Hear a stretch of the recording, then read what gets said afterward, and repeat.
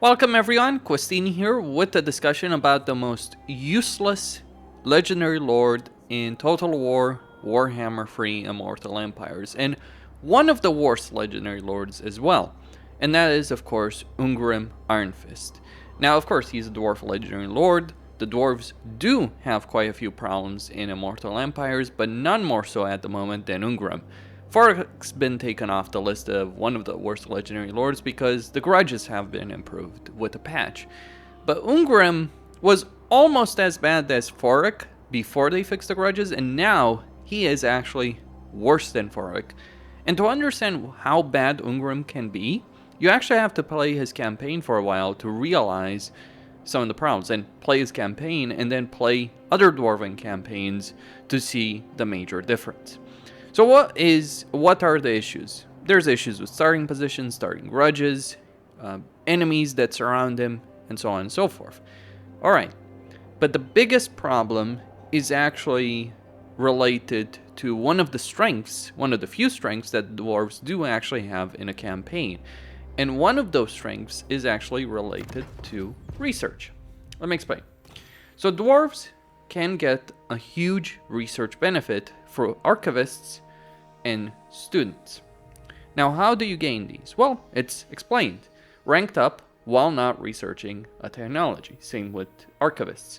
You get the chance of getting one of these. Sometimes you can be very lucky and get both of these, but that's pretty rare, and I think it will only really happen when you've got an army with a lot of heroes in them, because it does feel like with these kind of ancillaries that if you're gaining one ancillary from a battle, because where are you going to rank up? You're going to rank up in a battle. It feels like there's a chance to gain one ancillary. Getting two ancillaries is pretty rare, though it has happened. It generally happens when you're fighting higher end armies or you've got higher end armies yourself. But okay, so dwarves do have a chance of getting that, provided they're not researching anything and their heroes and lords rank up.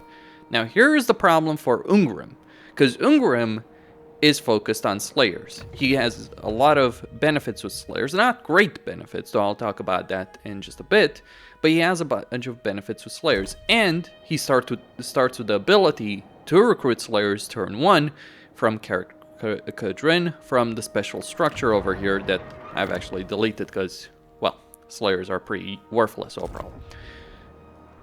But here's the problem. So you get slayers. Alright. Well, one of the things that you can get with slayers is an ancillary called Slayer Ward. And as you can see, Ungrim has gotten a lot of these. Quite a few of these.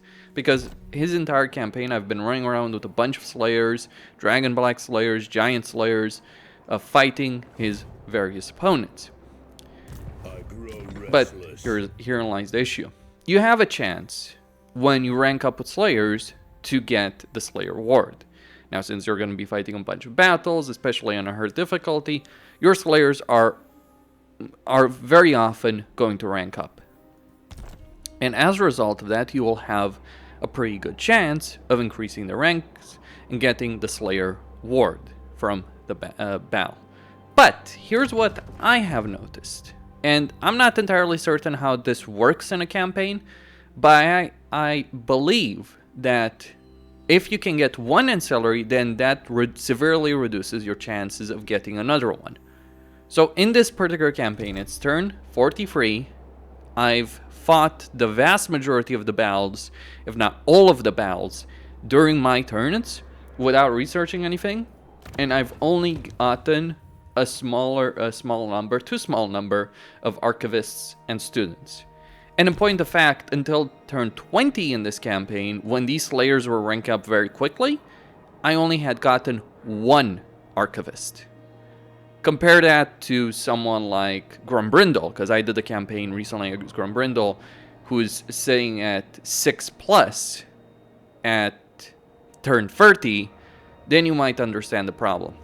This is why Ungrim is worthless as a legendary lord, because not only is he in a lot of trouble because of his campaign starting positions, his grudges, his army, and so on and so forth, but he's actually nullifying one of the key advantages that the dwarves do have, and that makes them incredibly weak.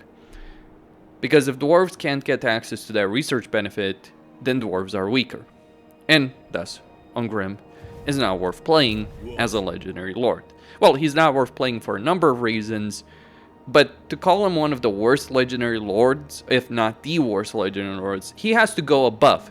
See, there's a bunch of legendary lords in the game that aren't particularly strong, but I don't think I can name any single legendary lord in the entire game where not only are they weak, but they're actually nullifying one of the key advantages that their race actually has.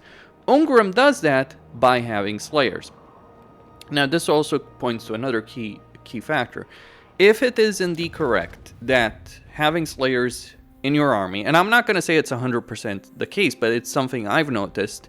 Maybe I need to do more testing, but I've noticed I have a much higher chance to get archivists and students with other dwarven factions if I'm not using Slayers. But if it is indeed the case that having Slayers in your army reduces your chance of getting other ancillaries and will give you a bunch of these Slayer wards, and honestly, you wouldn't want so many Slayer wards, then Slayers as a unit in itself are worthless, because they are diminishing your overall power as a faction, because you're going to have far less research rate, you're going to unlock far fewer benefits in this research tree.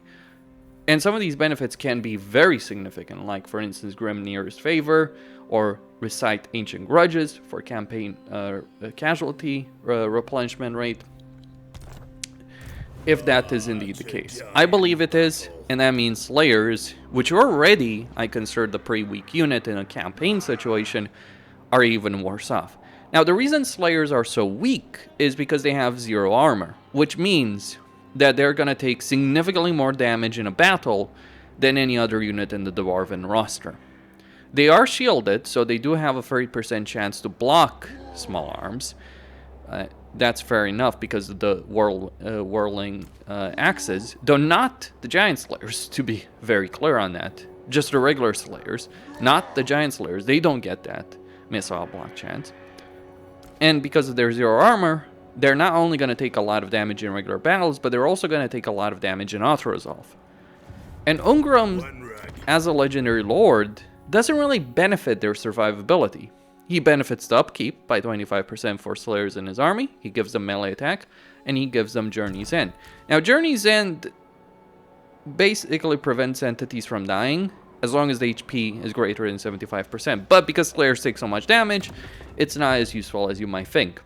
Now, one benefit that Ungrim does get is he gets a lot of casualty replenishment for Slayers and for himself. So he gets 15% casualty replenishment for Slayers in his army, and a pretty hefty charge bonus. That's great. That will certainly help in terms of dealing with the major casualties that Slayers do get. And he gets 5 melee attack for Slayers for a total of 10. And of course, then he gets bonus versus large himself and bonus versus large plus 10. The problem is Slayers don't need a melee attack benefit. They already have a fairly high melee attack benefit. What they need would be something like ward save, or armor, or physical resistance. Now, they can get physical resistance, but it's very late on, through Honored by Grimnir, that they can get 10% physical resistance if they're higher than rank 7. Now, here's the ridiculous part when we're thinking about Ungrim as Slayers. Beyond the downside, of course, of them taking a lot of damage, and the many downsides that you're going to have if you're going to have a less research rate. Here's some ridiculous notions.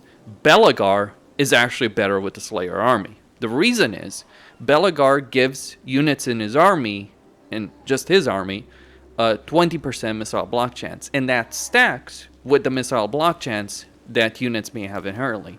So for instance, he starts with a gold shield, which means he has a very high chance of blocking range shots. And he can buff all of his units in his army. He can buff their chance to block. So his Slayers don't have a bronze shield. They have a silver shield. And on top of that, he has an ability called Mighty Oathstone, which gives units in an area melee defense, which increases their survivability. That's just one example. Another example is Phoric Ironbrow that does this better. Because Phoric Ironbrow, yes, he doesn't give Damicile block chance, but what he does do for his own army is give all units in his army 10 armor.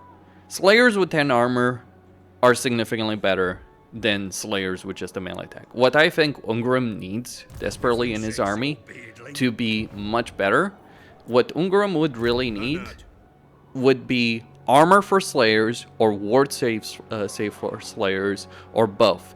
But even then, even with Slayers actually being worth much more, even then he would still be very weak because he is undermining his own faction benefits with Slayer Ward, with getting so many Slayer Wards. And if I'm correct about it, and I do believe I am, because when you get one ancillary, chances of getting a second one are much lower. Generally, you only get one, and if it's interfering with your ability of getting students and archivists, then that is a major problem that Ungrim has in his campaign.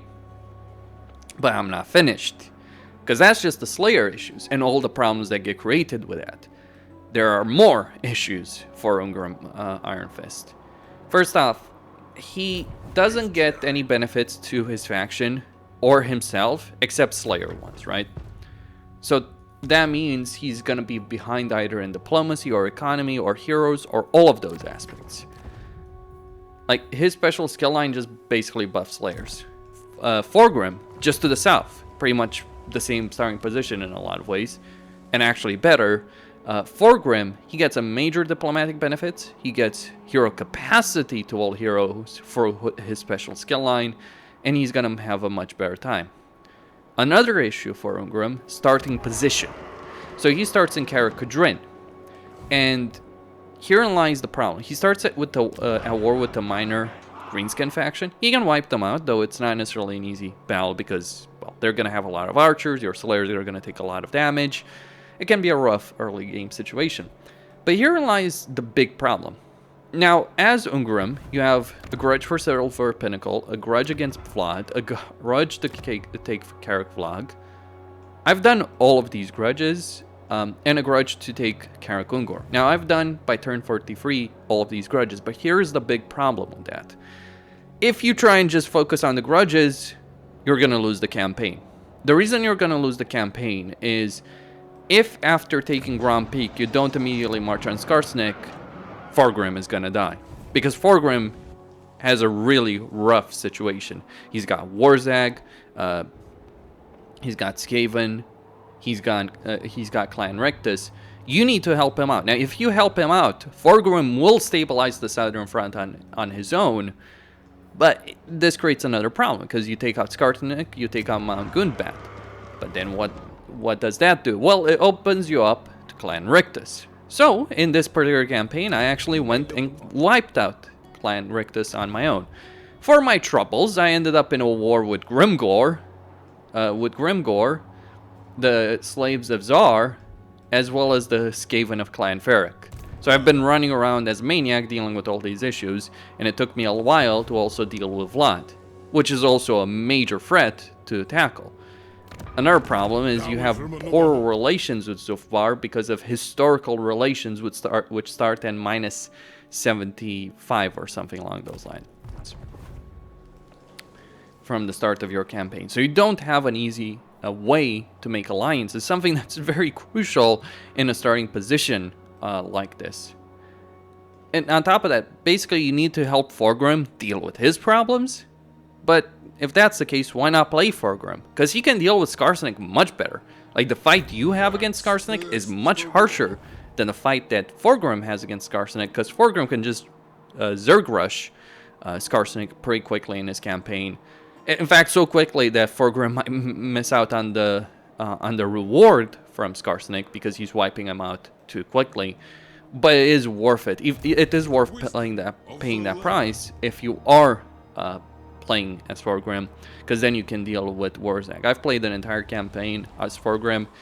It is a much better situation than what Ungrim has to deal with.